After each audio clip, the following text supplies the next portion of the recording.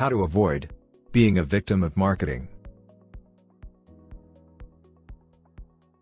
Marketing, in its most basic form, refers to any actions taken by a company to attract customers to its products or services through high-quality messaging. Modern marketing began in the 1950s, when businesses started to use media, other than print, to promote products. It started with television, and then, the internet made its way into households. Modern marketers are able to manage complete campaigns across various disciplines. Unsurprisingly, over the last 70 years, marketers have become increasingly important in fine-tuning how a business sells a product to consumers and maximizes profit. Marketing can be a worthwhile activity at times. Marketing personnel, for example, can assist a company in developing a more useful product. Moreover, marketing could also help potential customers to know about a new product that is worth considering. Marketing, on the other hand, frequently tries to influence you to spend money on something you otherwise wouldn't. Buying unwanted products is the money you could have saved, spent on wiser purchases, or donated to charity. Marketing frequently plays on your emotions, diverting your attention away from all of the relevant factors. Remember those commercials with a sexy woman draped over a car? When that fancy car breaks down, you pay more. Marketing is widely used to convince people to purchase more expensive goods that, in reality, perform poorly or no better. Examples include overpriced perfumes, fancy watches, and yes, luxury cars.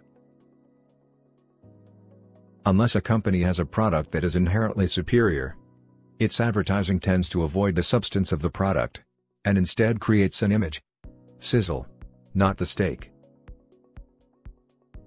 Marketing, for example, converts commodity products into brands, thereby dramatically increasing the price with little or no improvement in quality.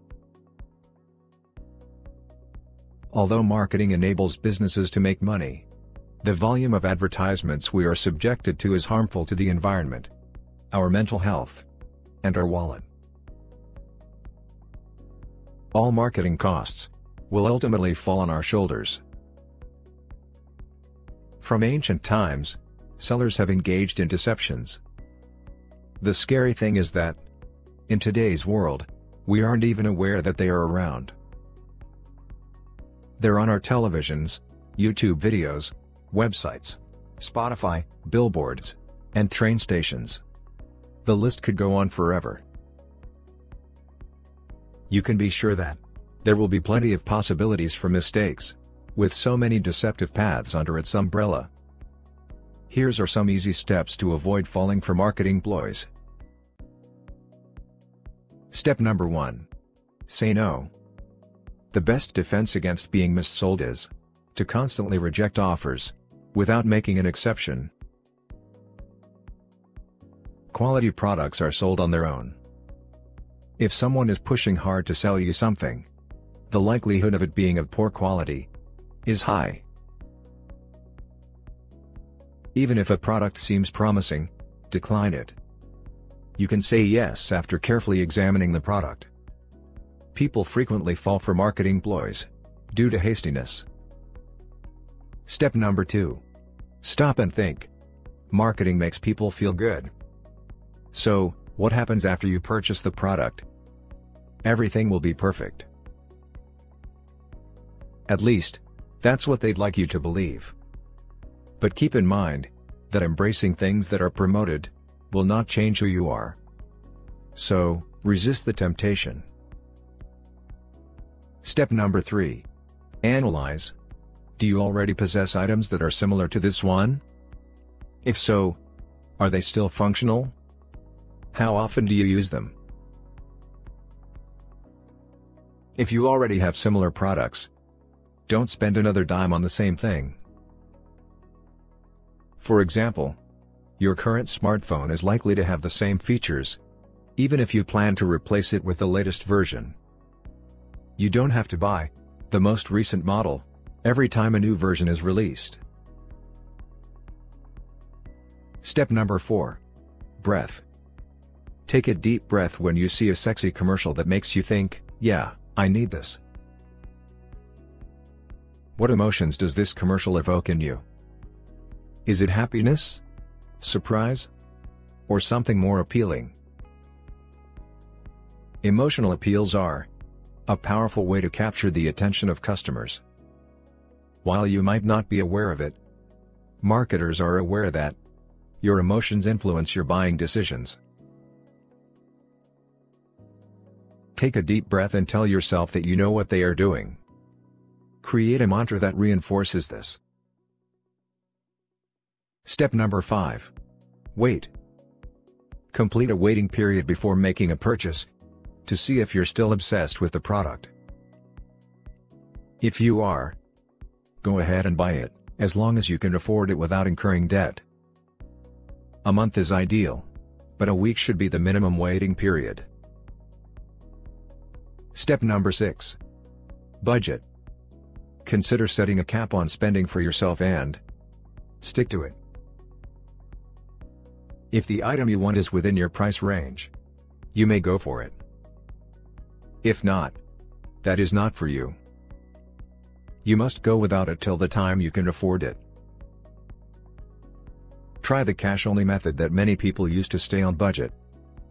You're good if you have money. Otherwise, put it on hold. Step number 7. Be satisfied. Put an end to trying to keep up with the Joneses. You are who you are, and you are fabulous. Don't let them make you feel inferior because of their belongings. They are not better than you. Step number 8. Measure. You're measuring your happiness incorrectly if it is based on the amount of money you spent to buy new stuff. This way of thinking will keep you constantly unsatisfied and vulnerable to marketing.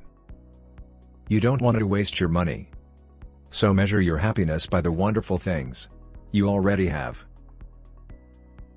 Step number 9. Make your own identity. As per the popular psychological theory, most people use consumption and purchases to determine who they are. You gladly added some branded clothing just because you want people to know you have taste and style? Don't let your purchases define who you are. You don't need those expensive price tags to be great. You are great. Step number 10. Set your own standards for success. Please understand that being debt-free is more important than anything else. Determined to win at your own marketing game. Buy whatever you need, not what they want you to need. The goal of marketing is to use products to make you feel sexy and attractive. They can't win if you're already confident in your own skin and mind. Financial discipline requires the right mindset. Those who are financially responsible have a greater chance of success in life. Thank you for watching. Please consider subscribing, liking, and sharing, which means a lot to me. I love to see your thoughts in the comment section.